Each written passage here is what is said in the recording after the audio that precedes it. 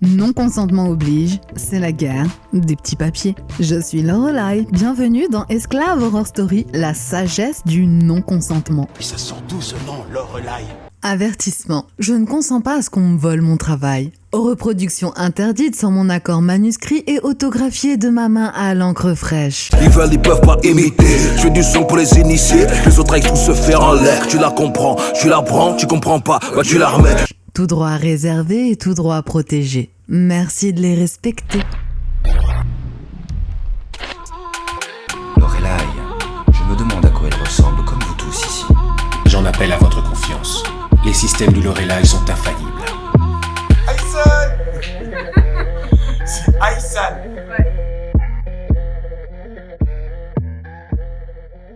Je te présente les pépites juridiques qui défouraillent. Par maître Philippe Fortaba Labattu.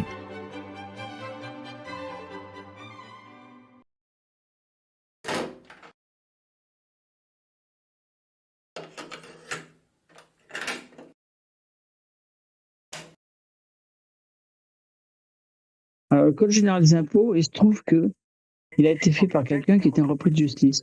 Ah bon C'est pas une diffamation, ça? Non.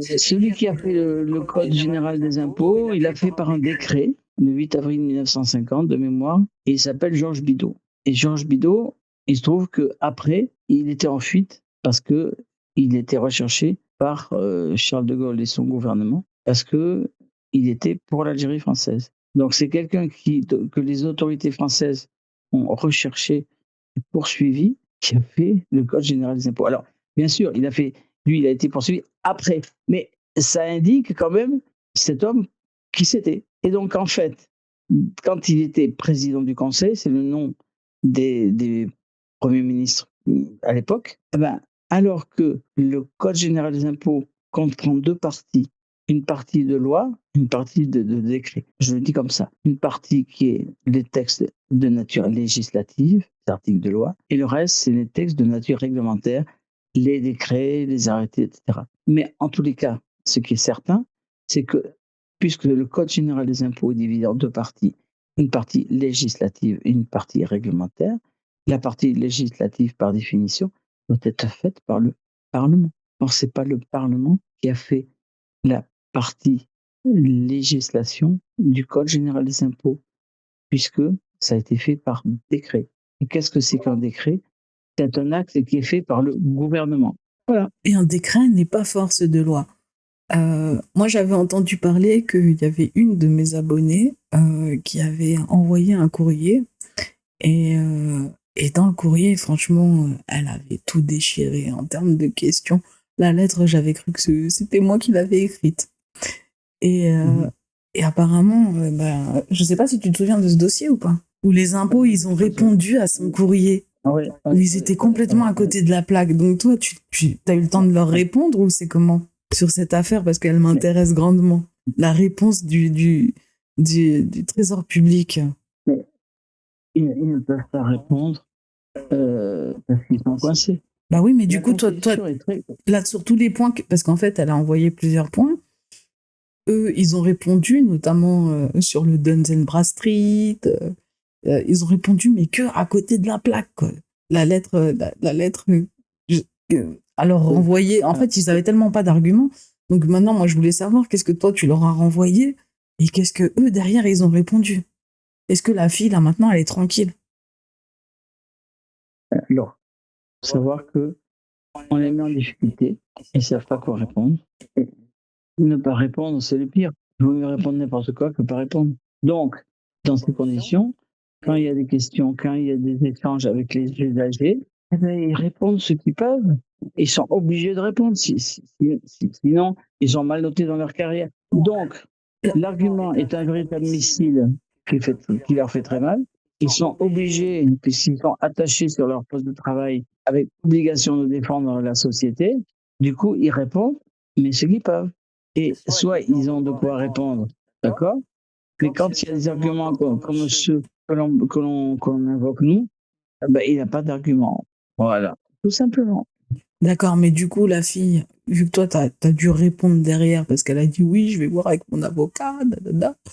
Donc derrière, du coup, quand toi, tu as envoyé le courrier avec, donc bah du coup, tu vois, tu es l'argument d'autorité dans cette affaire, comme quoi que la fille, tu vois, les questions qu'elle posait, elles sont pertinentes. Derrière, est-ce que maintenant, ils l'ont laissé tranquille? Est-ce qu'ils ont arrêté de la harceler, de lui envoyer des courriers ou de leur faire des tentatives d'ATD? Je sais pas, peut-être demande à Cabis, peut-être il est peut-être plus au courant, qui gère les dossiers. Pour moi, la seule chose à faire dans ces cas-là, c'est faire une lettre, taper dès le début par l'huissier de justice. Ouais. Donc en fait, effectivement, donc on arrête les courriers AR et on envoie des dénonciations d'actes par voie d'huissier. Moi, je pense que c'est plus fort, ça calme tout de suite. Ouais, ça calme direct. Après, c'est la politique de Sun Tzu. Dissuader l'adversaire de nous attaquer, qu'ils aillent tendre d'autres moutons à côté, quoi. Là, ils voient, là, ça clique, bon, bah, ils vont pas y aller. Enfin, il y a tendance à, voilà. Mais du coup, la fille, ils ont arrêté de l'embêter ou pas?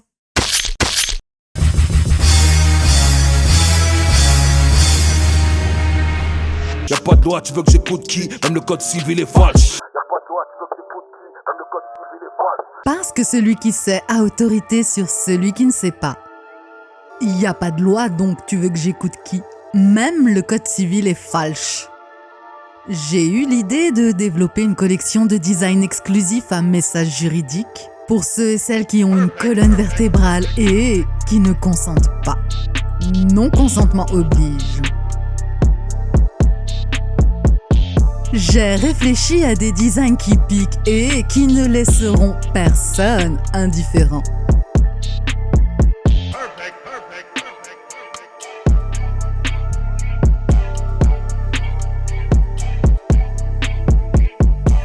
Jette un œil.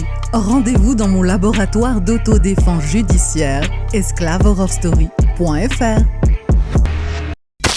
Bah, j'ai pas de nouvelles. Hein. T'as pas de nouvelles? Donc, pas de nouvelles, bonne nouvelle.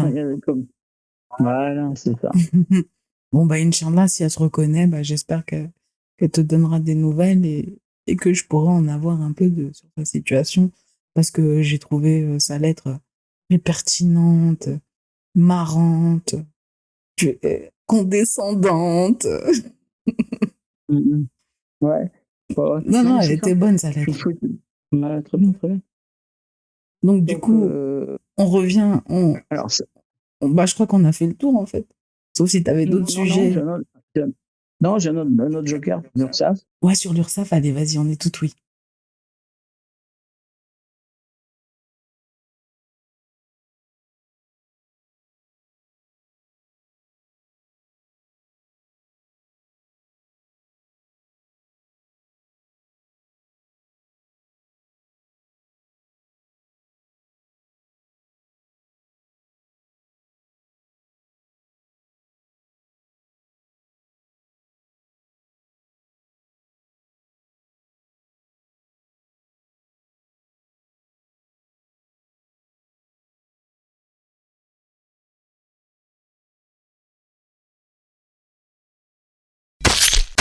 L'ignorance tue. Oui, l'ignorance tue. Ce n'est pas que mon slogan, c'est la vérité.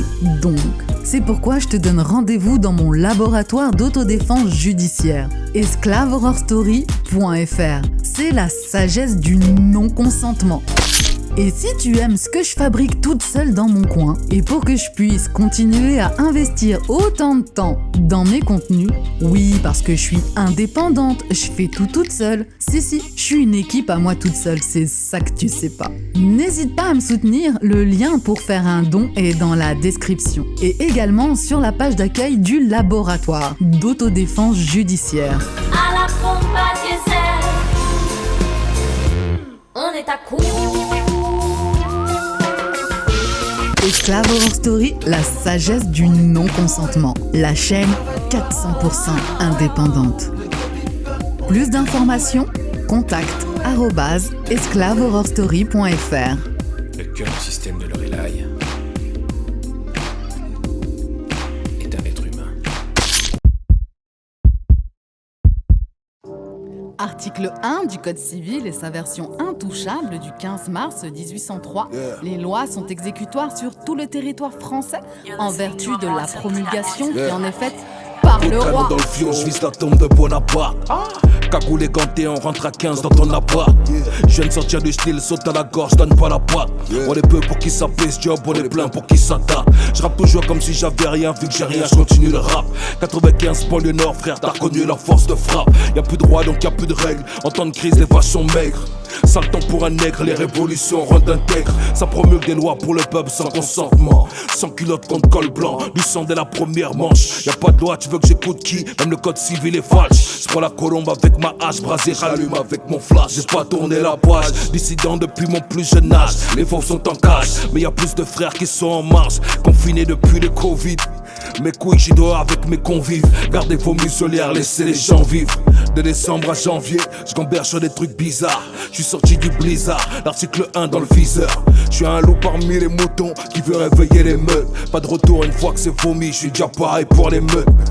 J'entends les sirènes mais je n'ai rien à cirer. Je connais leurs sirènes, 120, 015, 011 admirés. Plus de leur ligne de mire, même vivant on est tous morts. Ça fait un bail que tous manquent, 2021 faut tous morts. Yes. Non, consentement oblige mon frère, y'a rien à faire. Quand la parole se meurt, article 1, on va se les faire.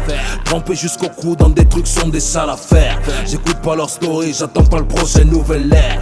Non, consentement oblige mon frère, y'a rien à faire. Quand la parole se meurt, article 1, on va se les faire.